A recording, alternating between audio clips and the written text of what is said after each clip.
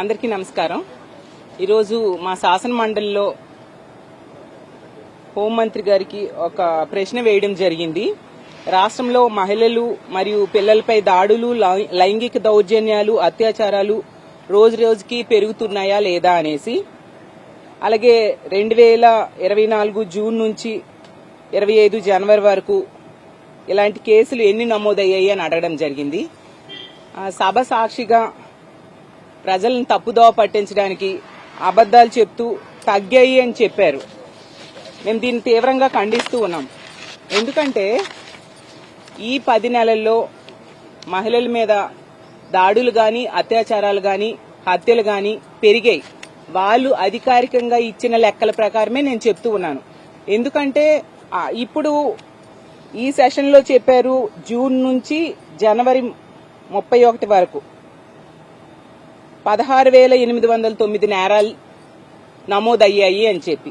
గత సెషన్ లో వాళ్లే చెప్పారు అక్టోబర్ 31 వరకు, జూన్ నుంచి అక్టోబర్ 31 వరకు 7,393 నేరాలు మహిళల మీద నమోదయ్యాయి అని చెప్పేసి.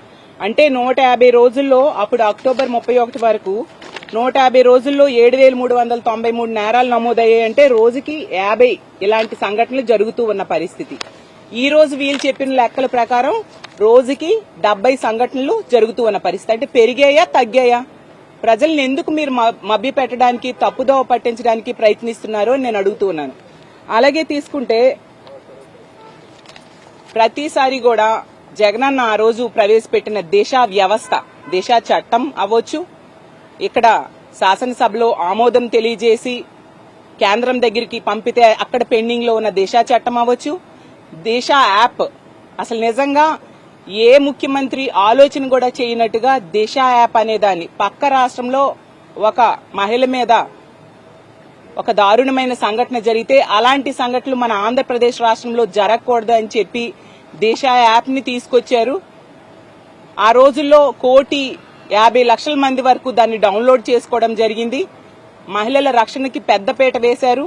18 దిశ పోలీస్ స్టేషన్స్ కూడా ఆ రోజు జగనన్న తీసుకురావడం జరిగింది. ఈ రోజు వీళ్ళ దిశ యాప్ ని శక్తి యాప్ అంటూ పేరు మార్చి మళ్లీ మొన్ననే పెట్టడం జరిగింది. అసలు పెట్టి 10 రోజులు కాలేదు. మొన్న మహిళా దినోత్సవం మార్చి 8న అనుకుంటాను అది లాంచ్ చేశారు. అప్పుడే 1,49,00,000 మంది డౌన్లోడ్ చేసేసుకున్నారు అంటూ పచ్చి అబద్దాలు చెప్తూ ఉన్నారు. అంటే సభ సాక్షిగా కూడా అసత్యాలు మాట్లాడడం ఎంతవరకు సమంజసం? అసలు ఆ యాప్ గురించి గతంలో ఈ హోమ్ మినిస్టర్ గారే చాలా వెటకారంగా ఇలాంటి యాప్ సాధ్యమా అంటూ మాట్లాడారు. ఈ రోజు అదే యాప్ ని ఈ రోజు కాపీ కొట్టి పేరు మార్చి పెడుతూ ఉన్నారంటే జగనన్న విజన్ ఎంత గొప్పదో అర్థం చేసుకోవచ్చు. మహిళల రక్షణ కోసం జగనన్న ఎటువంటి చర్యలు తీసుకున్నారో మనం అర్థం చేసుకోవచ్చు. ఆ రోజుల్లో దిశ చట్టం ఎందుకు తీసుకొచ్చారు? మహిళల మీద ఇలాంటివేవి జరిగితే వాళ్ళకి కఠినమైన శిక్షలు, అలాంటి తప్పుడు పనులు చేసే వాళ్ళకి కఠినమైన శిక్షల కోసం, తొందరగా కేసు పూర్తి అవడం కోసం ఆ రోజు దిశ చట్టం తీసుకొచ్చారు. కేంద్రం దగ్గర పెండింగ్ లో ఉంది. మరి మీరు కేంద్రంతో ఎలియన్స్ లో ఉన్నారు. ఇదే కూటమి ప్రభుత్వం కేంద్రం దగ్గర ఉంది. మరి కేంద్రం మీద ఒత్తిడి తీసుకొచ్చి మీరు దాన్ని ఆమోద ముద్ర వేయొచ్చు కదా.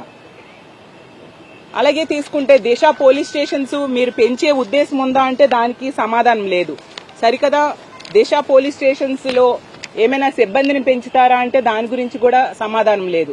ఎంతసేపు కూడా జగనన్న పెట్టిన వ్యవస్థల మీద కామెంట్ చేయడం తప్ప మహిళల భద్రత మీద ఈ ప్రభుత్వానికి చిత్తశుద్ది లేదు అనేది క్లియర్ గా అర్థమైపోతూ ఉంది. ఈ రోజు తీసుకుంటే స్కూల్కి వెళ్లే పిల్లలు, అలాగే కాలేజీలకు వెళ్లే పిల్లల మీద, ఇంట్లో ఉన్న ఆడవాళ్ల మీద, లేదా ఆర్టీసీ బస్సులో వర్క్ చేసే మహిళల మీద, ఉద్యోగాలకు వెళ్లే మహిళల మీద, అందరి మీద కూడా లైంగిక దాడులు జరుగుతూ ఉన్నాయి.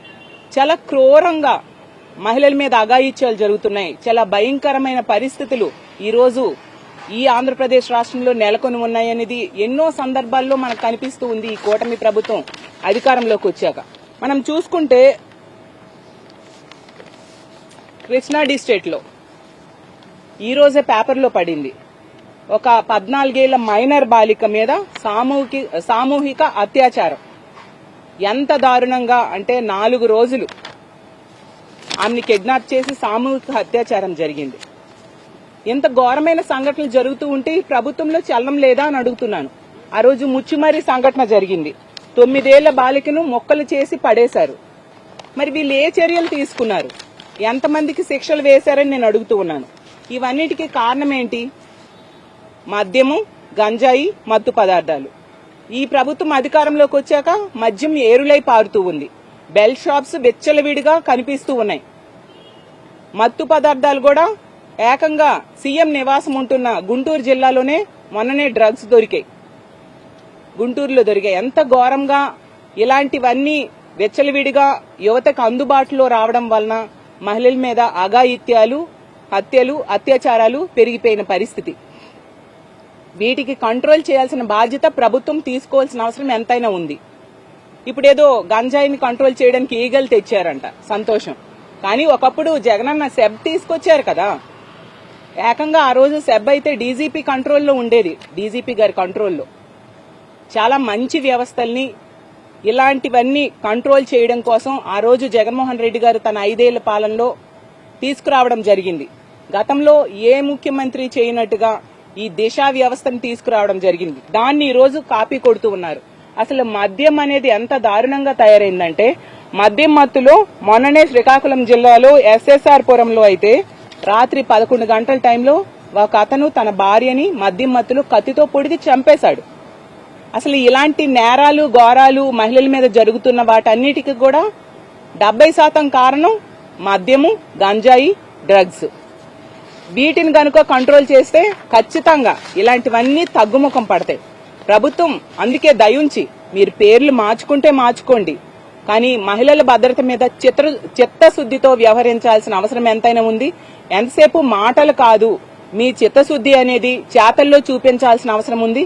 ఇలాంటి అసత్యాలు సభ సాక్షిగా ప్రజలకి మీరెప్పుడు తెలియజేయాల్సిన అవసరం లేదు. ఖచ్చితంగా సభ అంటే ఒక గౌరవమైన సభ, సత్యాలు చెప్పాలి ప్రజలకి. అలాంటి దానిలో ఇలాంటి అసత్యాలు చెప్పి ప్రజలను మభ్యపెట్టడానికి ప్రయత్నిస్తూ ఉన్నారు. కాబట్టి ఎంత దారుణమైన సంఘటనలు రాష్ట్రంలో జరుగుతూ ఉంటే, ఇలాంటి సంఘటనలు జరిగితే కఠినమైన శిక్షలు పడేట్టుగా చట్టాలను తీసుకురావాలి. అలాగే ఇలాంటి సంఘటనలు జరగకుండా నివారణకు ఈ యాప్ తీసుకొచ్చారు. దీన్ని చక్కగా పనిచేసేట్టుగా చేయాల్సిన అవసరం ఎంతైనా ఉంది. అసలు ఈ యాప్ కోసం గౌరవ ముఖ్యమంత్రి గారు ఎమ్మెల్యేలకి చెప్పారు, ఇది యాప్ డౌన్లోడ్ చేసుకోవడానికి అవగాహన కార్యక్రమాలు మీరు అసెంబ్లీ అయ్యాక మీ కాన్స్టిట్యున్సీస్ కి వెళ్లి అవగాహన కార్యక్రమాలు చేయండి అనేసి. అప్పుడేనట 1,49,00,000 మంది డౌన్లోడ్ చేసేసుకున్నారని హోమ్ మినిస్టర్ గారు చెప్తుంటే ఎంత హాస్యాస్పదంగా ఉందో మనం అర్థం చేసుకోవచ్చు. ఎప్పటికైనా ఇలాంటి మభ్యపెట్టే మాటలు మానేసి నిజాలు ప్రజలకు తెలియజేయాలి. మహిళలు, చిన్నారుల రక్షణ కోసం పెద్దపీట వేయాలి.